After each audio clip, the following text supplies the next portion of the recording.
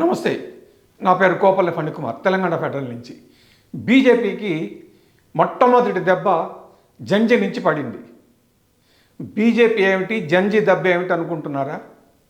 బీహార్లో బంకీపూర్ అసెంబ్లీ నియోజకవర్గానికి ఉప ఎన్నిక జరిగింది. ఆ ఉప ఎన్నిక ఫలితం ఈరోజు వచ్చింది. ఆ ఉప ఎన్నికలో బీజేపీ ఓడిపోయింది. బీజేపీ జాతీయ అధ్యక్షుడు నితిన్ నబీన్ నియోజకవర్గం అది. అక్కడ మంత్రిగా ఉన్నటువంటి నబీన్ జాతీయ అధ్యక్షుడు అయిన తర్వాత ఎమ్మెల్యే పదవికి రాజీనామా చేశాడు. అందువల్ల అక్కడ ఉప ఎన్నిక అవసరమైంది. ఈ ఉప ఎన్నికల్లో బీజేపీ తరఫున నీరజ్ కుమార్ సిన్హా పోటీ చేశారు. అలాగే బీహార్లో ఒక పార్టీ పెట్టి మొన్న చాలా ఘోరంగా ఓడిపోయి డిపాజిట్లు కూడా రాని జన్ సురాజ్ పార్టీ అధ్యక్షుడు ప్రశాంత్ కిషోర్ పోటీ చేశారు. ఇక ఆర్జేడీ తరఫున రేఖా గుప్తా పోటీ చేశారు. ఈ ముగ్గురు అభ్యర్థుల మధ్య పోటీ చాలా తీవ్రంగా హోరహారీగా జరిగింది. 31 రౌండ్ల ఈ కౌంటింగ్లో దాదాపు 30 రౌండ్లు అయిపోయినాయి. లాంఛనంగా ఇక గెలుపు ఎవరిదంటే ప్రశాంత్ కిషోర్ది. సుమారుగా 20,000 ఓట్ల పైచిలుకు మెజార్టీతో పీకే అలియాస్ ప్రశాంత్ కిషోర్ గెలిచారు. బీజేపీ అభ్యర్థికి సుమారుగా ఒక 20,000 దాకా వచ్చాయి. అంటే ఇంకా ఫైనల్ రిజల్ట్ ఫలితాలు రావాల్సి ఉంది. ఫలితాలు అయితే వచ్చేసింది, టాలీ ఇంకా రావాల్సి ఉంది. ఇది ఎవరికి ఎన్ని ఓట్లు వచ్చాయి అన్నటువంటిది ఖచ్చితంగా చెప్పాలంటే రాత్రి పొద్దుపోతుంది.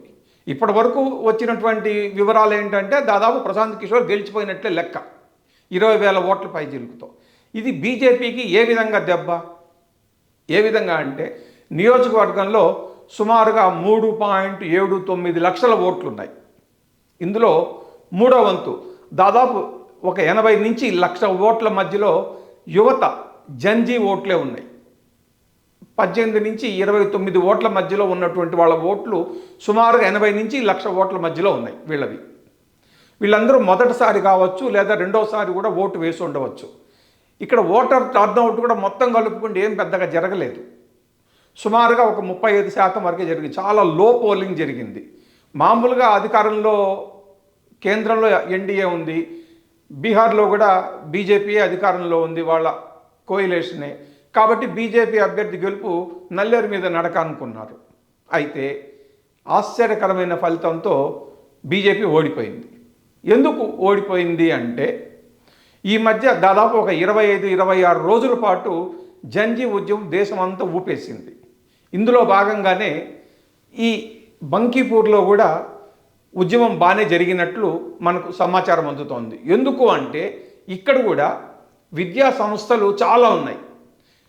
మామూలు విశ్వవిద్యాలయము, లా యూనివర్సిటీ, అలాగే వివిధ కోర్సులకు అంటే ముఖ్యంగా ఐటీ సాఫ్ట్వేర్ రంగాలకు ప్రవేశ పరీక్షలకు ఇచ్చే కోచింగ్లు, ఇట్లా రకరకాల దాదాపు ఒక 15-20 ప్రిస్టేజియస్ ఇన్స్టిట్యూట్స్ ఈ ఊర్లోనే ఉన్నాయి.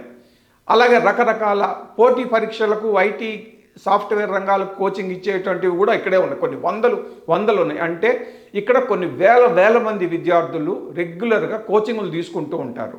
సో వాళ్ళందరూ కూడా జంజీ ఉద్యమంలో భాగస్వాములు అయ్యారు. నీట్ పరీక్ష ప్రశ్నపత్రం లీకేజీ అనంతరం జరిగినటువంటి అల్లర్లు, లేకపోతే నిరసన ఆందోళన కార్యక్రమాల్లో వీళ్ళందరూ కూడా చాలా యాక్టివ్గా పాల్గొన్నారని సమాచారం. సో ఈ నేపథ్యంలో ఇక్కడ జరిగినటువంటి ఉప ఎన్నికల్లో తామంతా కూడా ఒక తాటి మీద నిలబడి బీజేపీ అభ్యర్థికి వ్యతిరేకంగా ఓటు వేయాలి అన్నటువంటి నిర్ణయాన్ని వాళ్ళు తీసుకున్నారు. దాని ఫలితమే బీజేపీ ఓటమి. అలానే ఆర్జేడీ ఓట్లు లేదా ఇండియా బ్లాక్లోని కొన్ని భాగస్వామ్య పక్షాల ఓట్లు కూడా ప్రశాంత్ కిషోర్కు అనుకూలంగా పడి ఉండవచ్చు అనేటువంటి విశ్లేషణ కూడా మొదలైంది. ఏది ఏమైనా కానీ ఇక్కడ జన్సురాజ్ పార్టీ అధినేత పీకే గెలవటం అనేది పెద్ద ఇంపార్టెంట్ కాదు ఇక్కడ. ఎందుకంటే పార్టీ తరఫున గెలిచిన ఏకైక అభ్యర్థి ఇతను ఒకడే కాబట్టి అసెంబ్లీలో ఇతను చేయబోయేది ఏముండదు, చేయగలిగేది అంతకన్నా ఉండదు. అయితే ఇక్కడ బీజేపీ ఓటమి అన్నది ఒక చారిత్రాత్మకమైనటువంటి సంచలన ఘట్టం అనేటువంటిది ఇక్కడ గమనించాలి అందరూ కూడా. భవిష్యత్తులో ఇంకెన్ని సంచలనాలు వస్తాయో చూడాలి. Thank you.